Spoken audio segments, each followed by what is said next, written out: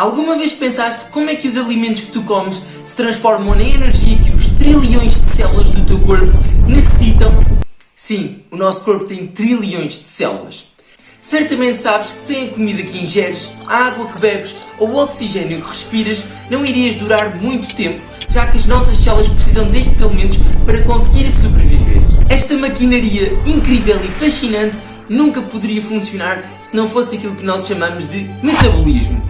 Uma palavra que muitos usam e poucos conhecem o seu verdadeiro significado. Hoje na descoberta do corpo humano vamos falar do metabolismo.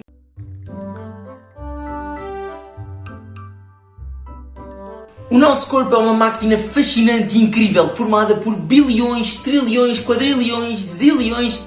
Eita porra! Enfim, montes de células que interagem entre si, permitindo a vida como ela existe. Mas para nós entendermos como é que a paparoca que nós ingerimos se vai transformar em energia, temos de saber do que é que nós somos feitos. Já devem ter ouvido falar que nós somos poeira do universo, formado pelos mesmos elementos que formam as estrelas, as galáxias, os planetas, e isso é verdade. Assim, todos os seres vivos do planeta Terra, incluindo nós, são formados por carbono, que é o mesmo elemento que forma o diamante, oxigênio, hidrogênio, nitrogênio, enxofre e fósforo e muitos outros, mas estes são os mais importantes. A partir destes elementos comuns na natureza que formam todos os seres vivos, formam-se 4 principais moléculas. São elas as proteínas, os açúcares, as gorduras e os ácidos nucleicos. Estas moléculas são a base da vida e os alimentos que nós ingerimos têm diferentes proporções destas moléculas. Uns têm mais açúcares, outros têm mais gordura, outros são mais ricos em proteínas. E se nós pensarmos, o louco disto tudo é que nós ingerimos outros seres vivos, sejam eles animais, plantas ou até mesmo fungos como os cogumelos. Ou seja, o que o nosso corpo vai fazer é pegar nestas moléculas que formam os seres vivos e digeri-las em bloquinhos mais pequeninos. E quais é que são esses blocos? Os das proteínas chamam-se aminoácidos, que são os pequeninos blocos que vão formar as proteínas. Os dos açúcares chamam-se glicose. Os das gorduras são os ácidos gordos e os dos ácidos nucleicos são os nucleótidos. Eu sei que deve estar desertinho para entender, mas afinal como é que a comida é transformada em energia? E o que raio é o metabolismo? Calma, estamos lá quase a chegar. Basicamente, a cada segundo que passa existem reações químicas que ocorrem para degradar moléculas ou para formar novas moléculas, como por exemplo, construir os teus músculos enquanto tu dormes. Mas afinal, quais é que são estas reações químicas a que nós vamos chamar de metabolismo?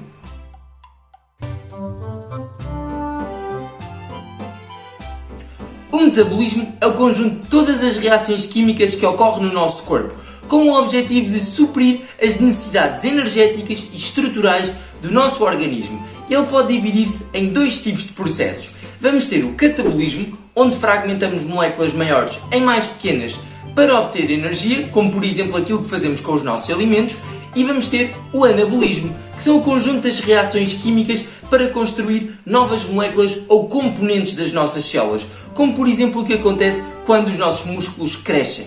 E por isso é que os fisiculturistas muitas vezes abusam em esteroides anabólicos para aumentar este anabolismo. Mas para todas estas reações químicas permitirem a transformação dos nossos alimentos em energia, elas vão precisar de umas proteínas super importantes, que já devem ter ouvido falar, que são as nossas queridas enzimas.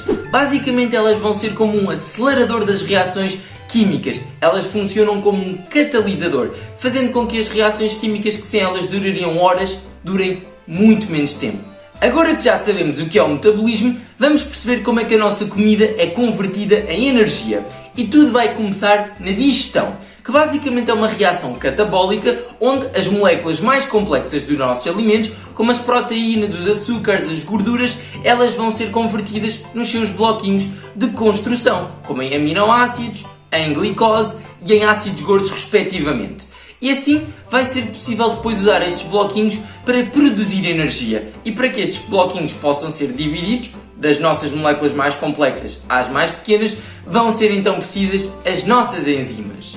No fim de fragmentarmos as moléculas mais complexas nos seus bloquinhos, como os aminoácidos, glicose, ácidos gordos e nucleótidos, estas moléculas vão agora dirigir-se para a corrente sanguínea, sendo absorvidas, e aí elas vão dirigir-se para todas as nossas células do corpo, onde vão desempenhar as suas funções importantes, nomeadamente produzir energia.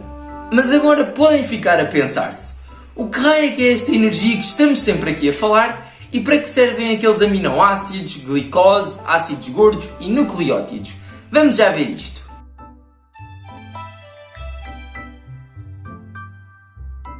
A energia nas nossas células refere-se a uma molécula que talvez já tenham ouvido falar, o ATP, que significa adenosina trifosfato.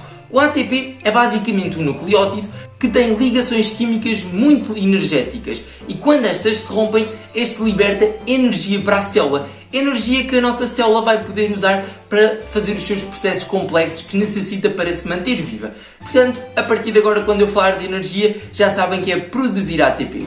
Mas afinal, para que servem aqueles aminoácidos, açúcares, ácidos gordos e nucleótidos?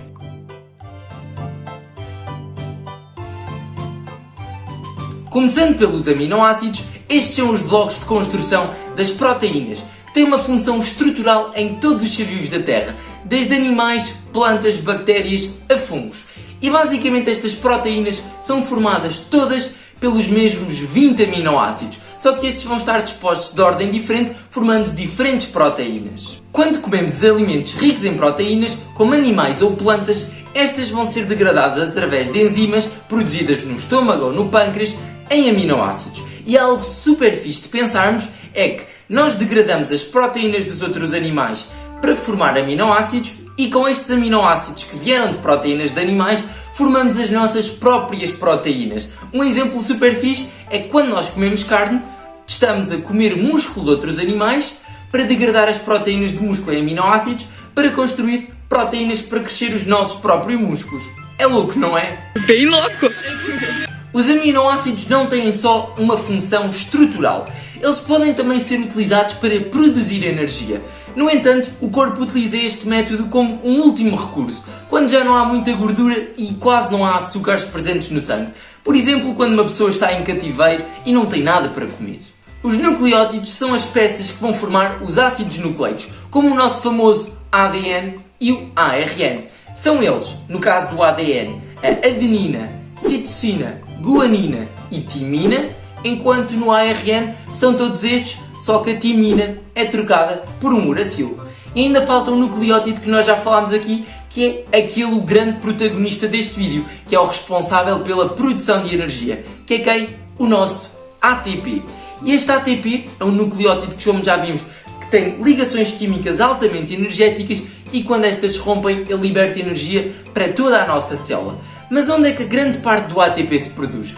Ela produz-se principalmente nas nossas mitocôndrias. E agora falta entender para que é que servem os açúcares e as gorduras.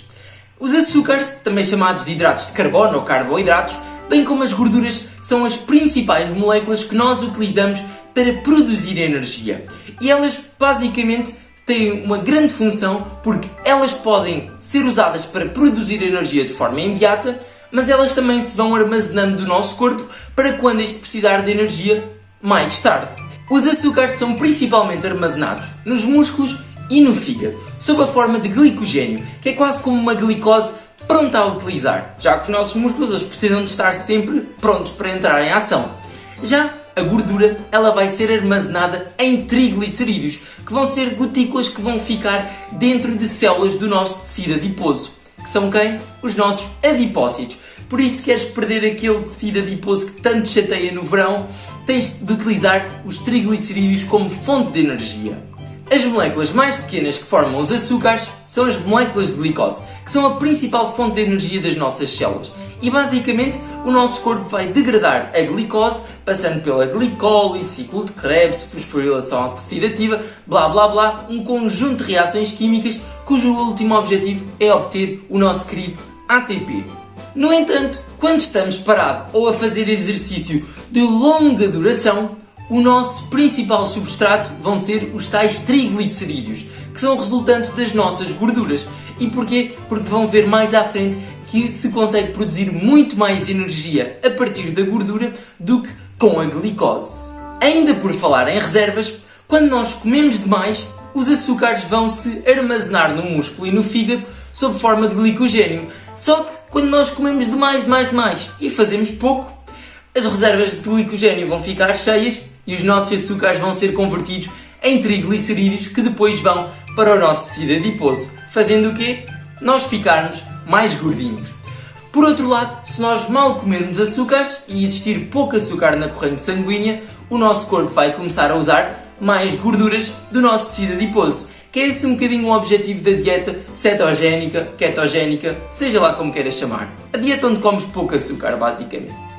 Mas afinal, já que sabemos para que é que servem aqueles bloquinhos de construção todos, o que é energia, vamos perceber realmente quais é que são os dois caminhos pela qual podemos produzir energia através da glicose. Bem, para produzir a energia, o tal ATP, existem dois caminhos. Vamos ter a fermentação e a respiração aeróbia. A fermentação é o caminho mais rápido, só que é aquele onde se produz menos energia e não necessita de oxigênio. Basicamente, na fermentação é muito simples.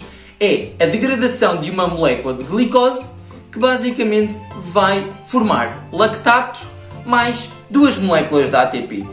E isto ocorre, por exemplo, muito nos nossos músculos, em que apesar de estarmos a produzir poucas moléculas, isto ocorre de forma rápida. Por exemplo, quando vamos levantar um peso de forma rápida, é este tipo de obtenção de energia que usamos, a fermentação, porque o músculo não tem tempo de estar a produzir muita energia e precisa de um processo que seja rápido e efetivo, como a fermentação láctea, no caso dos nossos músculos, formando depois aquele lactato que, à medida que se vai acumulando, vai tornando cada vez mais difícil levantar os pesos. Mas duas moléculas de ATP não é grande coisa e a longo prazo nunca iria funcionar. As nossas células conseguem fazer melhor, mas precisam de mais tempo e vão então usar a segunda via, que é a respiração aeróbia. Apesar de neste processo existir uma maior duração de tempo, no fim, através da glicose, conseguimos produzir 38 ATPs, que é muito mais do que aqueles meros 2 ATPs. E como é que ela se vai processar? Basicamente a nossa glicose vai ser degradada, tal como acontecia na fermentação, só que vão existir mais passos, onde o produto da degradação da glicose vai passar para dentro de um organelo super bonito, que é a mitocôndria. Aí vai ocorrer uma coisa chamada ciclo de Krebs. Os produtos que resultam daquele ciclo de Krebs vão permitir que ocorra outra coisa chamada de fosforilação oxidativa, onde lá vai existir uma enzima super importante, que é a ATP sintetase, o nome já diz tudo, sintetiza ATP, e esta ATP sintetase ela vai permitir a formação de muitos ATPs, com a glicose 38. Mas falámos de glicose e as gorduras, que também eram importantes para produzir energia. Com as gorduras também se realiza respiração aeróbia. E a única coisa que difere são os primeiros passos, que em vez de degradarmos glicose, vamos degradar os ácidos gordos.